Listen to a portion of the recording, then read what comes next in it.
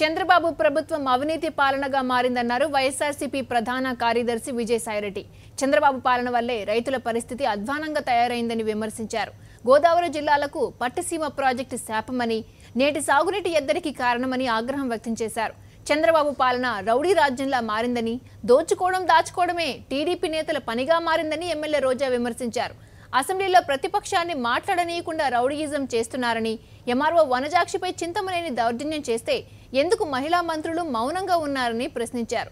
పశ్చిమ గోదావరి జిల్లా చింతలపూడిలో జరిగిన పార్టీ కార్యకర్తల సమావేశంలో పలువురు పార్టీ నేతలు ప్రసంగించారు.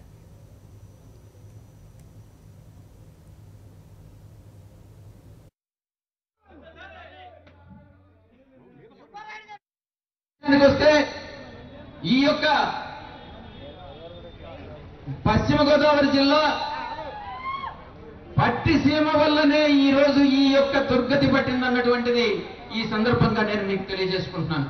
వారు పాల్పడుతున్నటువంటి అవినీతికి, అనైతిక చర్యలకి అధికారం అన్నటువంటిది శాశ్వతం కాదు. ఏ రోజైనా కూడా అనుభవించాల్సిందే. ప్రజాస్వామ్యంలో ప్రజా ప్రయోజనాలే ముఖ్యం, ప్రజల్లో విలువలే ముఖ్యం, కానీ మరి ఏమీ కాదు. తాను ఈ రోజు కాకుంటే 3 సంవత్సరాల తర్వాత అయినా ఈ యొక్క చర్యలకు బాధ్యత వహించాల్సిందన్నటువంటిది ఇవ్వాల్సి వస్తుందని సభాముఖంగా తెలియజేసుకుంటున్నాను.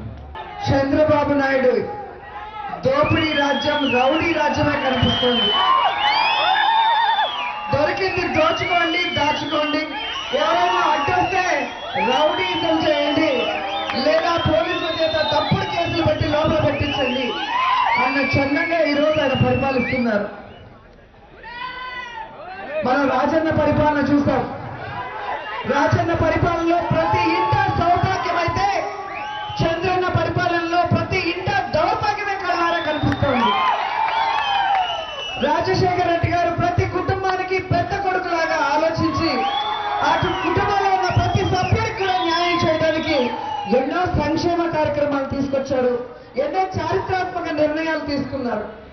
కానీ చంద్రబాబు నాయుడు గారు కుటుంబంలో ఉన్న ప్రతి ఒక్కరిని సర్వనాశనం చేసే విధంగా ఈ రోజు జన్మభూమి కమిటీలు తీసుకొచ్చారు.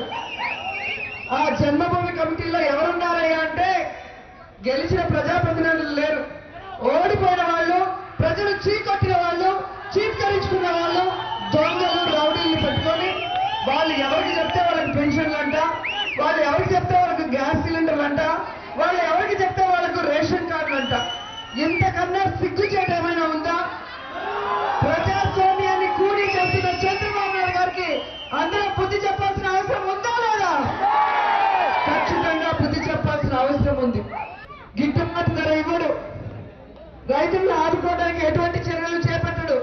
కానీ మీరు చూస్తే ఈరోజు జన్మభూమి కార్యక్రమాల్లో ప్రతిజ్ఞ చేస్తాడు, కరువు రహిత రాష్ట్రంగా దీన్ని తీర్చిదిద్దుతానని. చంద్రబాబు నాయుడు గారి అధికారంలో కాలు పడితే కరువు వస్తుంది. గత 9 ఏళ్లలో చూస్తే కరువుతో అల్లల్లాడిపోయామని మనం చూసాం. మళ్ళీ ఇప్పుడు అధికారంలోకి వచ్చాడు, మళ్ళీ కరువు.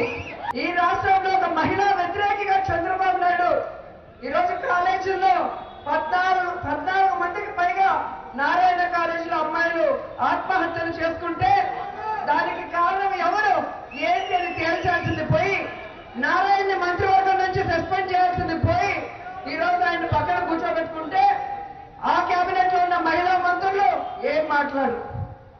ఈ రోజు వనజాక్షి లాంటి ఒక ఎంఆర్ఓ ఇసుకని అక్రమంగా